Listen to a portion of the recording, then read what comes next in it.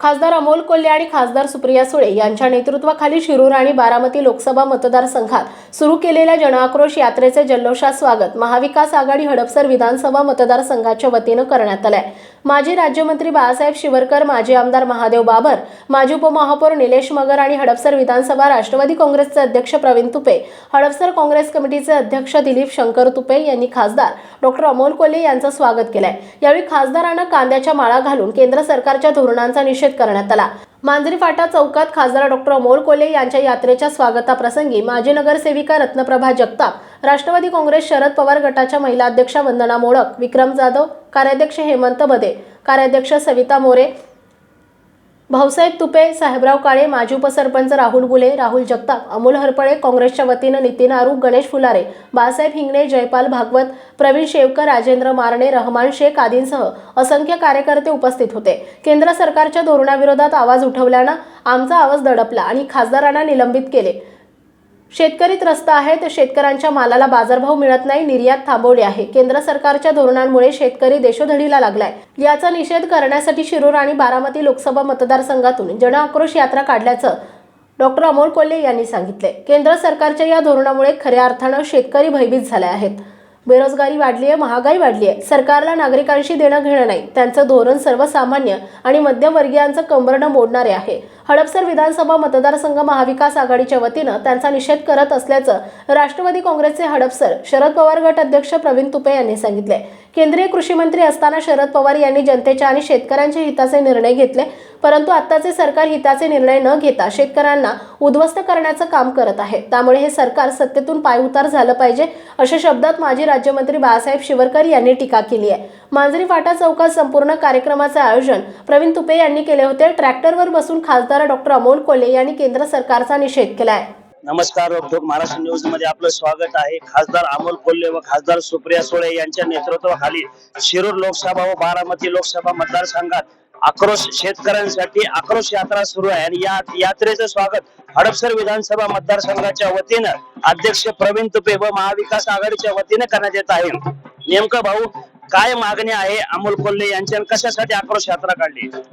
शेतकऱ्यांच्या विषयी जे प्रश्न आहेत ते सुटावेत म्हणून खासदार अमोलजी कोल्हे व खासदार सुप्रियाताई सुळे यांच्या वतीने शेतकरी आक्रोश मोर्चा काढण्यात आलेला आहे। कांद्याची निर्यात बंद केलेली आहे, ती कांद्याची निर्यात बंद केलेली उठवली पाहिजे, त्या दृष्टिकोनातून हा मोर्चा आहे। तसेच दुधाचे भाव जे खूप पडलेले आहेत, दुधाला हमी भाव मिळाला पाहिजे, त्या दृष्टिकोनातून सुद्धा या यात्रेच्या माध्यमातून सरकारकडे आणि नॅशनलच्या सरकारकडे ही मागणी आहे।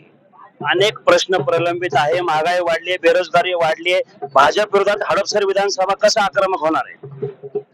हडपसर विधानसभा मतदारसंघाच्या वतीने आता जर आपण पाहिलं तर काँग्रेसच्या वतीने बाळासाहेब शिवरकर, तसेच त्यांचे अध्यक्ष दिलीपराव तुपे,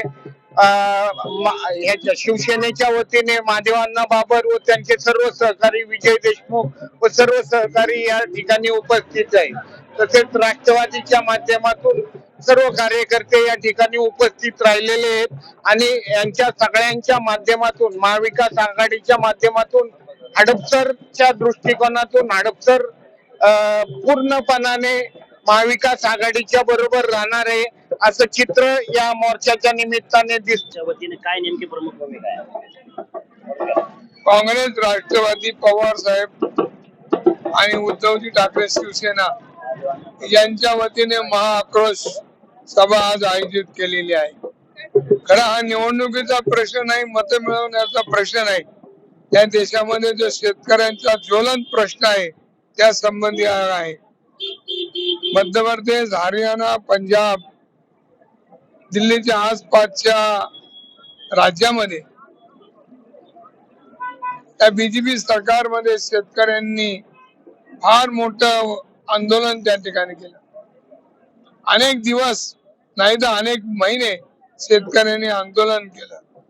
ही घटना घडते केव्हा तर खरंच ज्यावेळेला शेतकरी अडचणीत येतो त्यावेळेला ही घटना घडते, परंतु त्यावेळेला शेतकऱ्यांना दिलेले शब्द हे बीजेपी सरकारने पाळले नाही. त्याच्या अगोदर काँग्रेस राष्ट्रवादीचं केंद्रामध्ये सरकार होतं. पवार साहेब हे शेती कृषी मंत्री होते. त्यावेळेला आपल्या महाराष्ट्राला 71,000 कोटीचं पॅकेज शेतकऱ्यांना आर्थिक मदत मिळवली आणि दिलाशी पवार साहेबांच्या आज उपस्थितीमध्ये होत आहे. शेतकऱ्याचं कशात हित आहे हे त्यामधले जाणते राजे आहेत. त्यावेळेला शेतकऱ्यांना जे मीटरवरती वीज होते त्यांनी हाऊस पॉवर केली, हाऊस पॉवर मध्ये केले आणि शेतकऱ्याला आर्थिक आज सहाय्य केलं. आज या रोडवरती सगळीकडे फळं दिसतात. मग मोसंबी असेल, नारंगी असेल, सीताफळ असेल, चिक्कू असेल. पवार साहेबांनी या महाराष्ट्रामध्ये एवढंच नाही तर शेतकऱ्याला फलोद्यानाचा उद्योग काढण्यासाठी सर्व मोफत दिलं. मग झाडे लावण्याचा खड्डा असो, त्याला खत असो, झाडाची रोपे असो, त्याला पाणी असो, ही सर्व हे या ठिकाणी क्रिया शेतकऱ्याला. काय मागण्या आहेत लोकांच्या त्या पूर्ण होऊ शकले की नाही? आज शेतकरी आक्रोश यात्रेच्या निमित्तानं बरेचसे पैलू आपल्याला खासदार सुप्रियाताई असतील, अमोलजी कोल्हे साहेब असतील यांनी या यात्रेत शेतकऱ्यांच्या मागण्यांचं आपल्या सगळ्यांच्या समोर ठेवलेलं आहे. आवर्जून या ठिकाणी आदरणीय बाळासाहेबांनी सांगितलं शेतीचे अनेक प्रश्न आहेत. त्यातला एक प्रमुख प्रश्न जो आहे तो निर्यात बंदी जी सरकारने केली आहे. व ज्या वेळेस कांदा आला मार्केटमध्ये येतो त्यावेळेस नेमका कांद्यावरती निर्यात बंदी करायची. ज्यावेळेस सोयाबीन येतं त्यावेळेस सोयाबीन वरती निर्यात बंदी करायची. त्याचप्रमाणे साखरेवरती निर्यात बंदी करून शेतकऱ्यांच्या हातात कमीत कमी पैसे कसे पडतील हेच हे बीजेपीचं सरकार पाहत आहे. मध्यंतरीच्या काळात पंजाब मधील शेतकरी असतील, हरियाणा मधील असतील, उत्तर प्रदेश मधील असतील, हे गेले जवळपास वर्षभर रोडवरती होते. त्याच्यात 700 शेतकरी मृत्युमुखी पडले. त्यावेळेस जी काही आंदोलन मागे घेण्याच्यासाठी मागण्या मान्य केल्या होत्या त्या मागण्या सुद्धा आजपर्यंत पूर्ण झालेल्या नाहीत.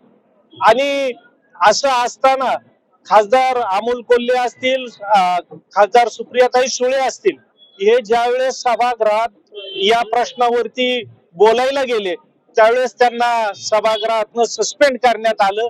ही अतिशय खेदजनक गोष्ट या ठिकाणी आहे. म्हणजे सरकार हुकुमशाही पद्धतीने चाललेलं आहे. सर्वसामान्यांच्या मागण्या असतील, शेतकऱ्यांच्या मागण्या असतील, ह्या मागण्या ऐकून घेण्याच्यासाठी सरकार कानात बोळे घालून बसलेले आहे. आणि जे आवाज त्यांच्या विरोधात सरकारच्या विरोधात उठवेल त्यांना सस्पेंड करण्याचा आपण गेल्या 15 दिवसात सभागृह चालू असताना पाहिलंय. शेतकऱ्याच्या फायद्यापासून जर सुरू झाला आणि 6 प्रमुख मागण्या आहेत.